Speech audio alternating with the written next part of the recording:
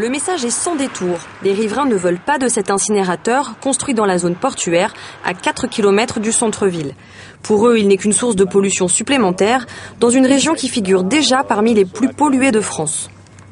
Il y a la pollution qui est due à l'activité industrielle, il y a la pollution qui est due au trafic routier. Alors malgré tout, on vient nous rajouter un petit peu de polluants. Alors on va nous dire que 1% de plus par rapport à l'ensemble existant, c'est pas très grave. Je crois que maintenant ce discours-là est suranné et que tout le monde sait très bien que ça peut avoir des conséquences assez dramatiques. L'incinérateur recrache des fumées contenant de nombreuses molécules toxiques. Dioxines, hydrocarbures, métaux lourds et des centaines d'autres dont on ne connaît pas réellement la toxicité. Chaque cheminée est équipée d'un filtre, mais les particules les plus fines s'en échappent quand même. Ces particules-là, fines et ultra fines, sont de véritables vecteurs de produits toxiques. Elles captent à leur surface, elles absorbent à la surface tout un tas de molécules toxiques et en particulier les métaux lourds. Et donc ces petites particules vont pénétrer au plus profond de vos alvéoles pulmonaires.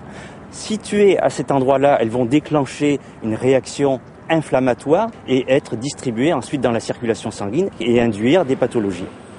Une étude très officielle de l'Institut national de veille sanitaire, publiée en novembre 2006, confirme ces inquiétudes. Elle souligne l'excès de risque pour les populations fortement exposées aux incinérateurs. Plus 9,7% de risque d'avoir un cancer du foie et plus 7% de risque pour les femmes de développer un cancer du sein. Du côté des élus, on souhaite rassurer la population. Ces dangers dénoncés ne concernent pas les incinérateurs de dernière génération. L'incinérateur de troisième génération, c'est-à-dire aux normes extrêmement strictes et aux normes contrôlées, n'émettra pas dans l'atmosphère plus de dioxine que ce qu'il est normal d'y émettre. Et les process industriels modernes donnent toute garantie.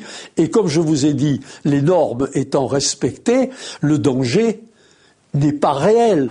Un argument qui ne convainc pas les opposants. Il n'y a pas d'études à moyen et long terme qui prouvent l'innocuité des incinérateurs. Les médecins de la région ont rejoint la mobilisation. Ils sont plus de 200 à s'être regroupés au sein de l'association Santé Environnement Provence. Les normes ne protègent absolument pas les populations. Il n'y a pas de normes cumulatives.